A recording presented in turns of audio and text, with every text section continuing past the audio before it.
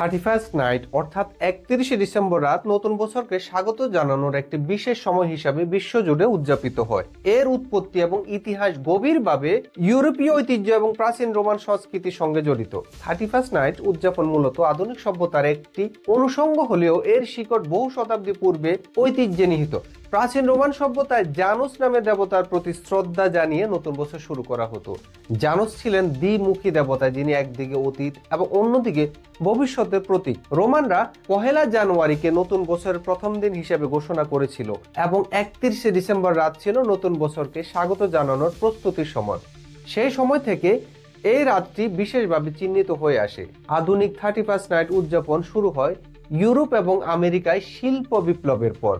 বিশেষ করে 1800 এবং 1900 শতাব্দীতে এই উদযাপন বড় শহরগুলোতে আতশবাজি, সঙ্গীতানুষ্ঠান এবং বড় পার্টির মাধ্যমে পালিত হতে শুরু করে। নিউ ইয়র্কের টাইমস স্কোয়ারে বল ড্রপ উদযাপন 1907 সালে শুরু হয়েছিল এবং এটি 31st নাইটের বিশ্বব্যাপী জনপ্রিয় উদাহরণগুলোর মধ্যে অন্যতম। ধীরে ধীরে এই উদযাপন বিশ্বব্যাপী ছড়িয়ে পড়ে এবং আজকের সময় এটি একটি বৈশ্বিক সংস্কৃতিতে পরিণত হয়েছে। বাংলাদেশের 31st নাইট উদযাপন তুলনামূলকভাবে নতুন। 1990-এর দশক থেকে এটি ধীরে ধীরে জনপ্রিয় হয়ে ওঠে। বিশেষত ঢাকায় এটি বড় আকারে উদযাপিত হয়, যেখানে শহরের বিভিন্ন জায়গায় কনসার্ট, পার্টি এবং আতশবাজি আয়োজন করা হয়। গত দশকে বাংলাদেশে 31st নাইট উদযাপন আরও জাঁকজমকপূর্ণ হয়ে উঠেছে। বিশেষ করে ঢাকায় এ রাতের উন্মাদনা অন্য মাত্রায় পৌঁছেছে। হাতিরঝিল, বনানী এবং গুলশানের মতো এলাকাগুলোতে আতশবাজি এবং ফানুস উড়ানোর দৃশ্য সাধারণ বিষয় হয়ে দাঁড়িয়েছে।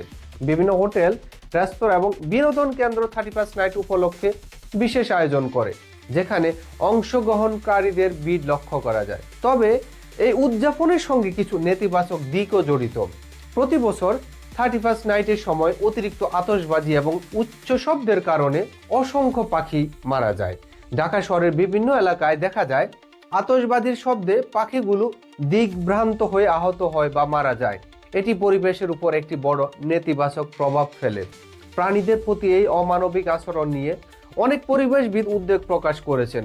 তদুপরি এই সময় অতিরিক্ত আতশবাজির কারণে বায়ু দূষণের মাত্রাও বেড়ে যায়, যা মানুষের স্বাস্থ্যের জন্য ক্ষতিকর। 31st নাইট উদযাপনের আরেকটি উদ্বেগজনক দিক হলো ফানুস উড়ানোর মাধ্যমে ঘটতে থাকা দুর্ঘটনা। গত কয়েক বছরে ঢাকায় অনেক বাড়িতে আগুন লাগার ঘটনা ঘটেছে এই ফানুস উড়ানোর মাধ্যমে। কাগজ এবং মোম দিয়ে তৈরি এই ফানুস যখন বাতাসে উড়ে বেড়ায়, তখন অনেক সময় এটি বৈদ্যুতিক তার বা বাড়ির ছাদে আটকে গিয়ে আগুন ধরে যায়। এতে সম্পদের ক্ষতি যেমন হয়, তেমনি মানুষের জীবনও ঝুঁকির মধ্যে পড়ে। অথচ এই বিপদ সম্পর্কে অনেক মানুষই সচেতন নয় এবং প্রতি বছর একই ভুল পুনরাবৃত্তি হয়।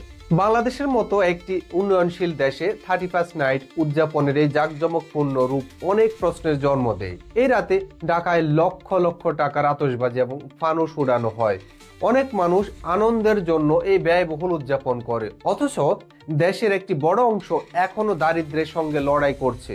প্রতিদিন অসংখ্য মানুষ না খেয়ে থাকে, বিশেষত গ্রামীণ এলাকাগুলোতে।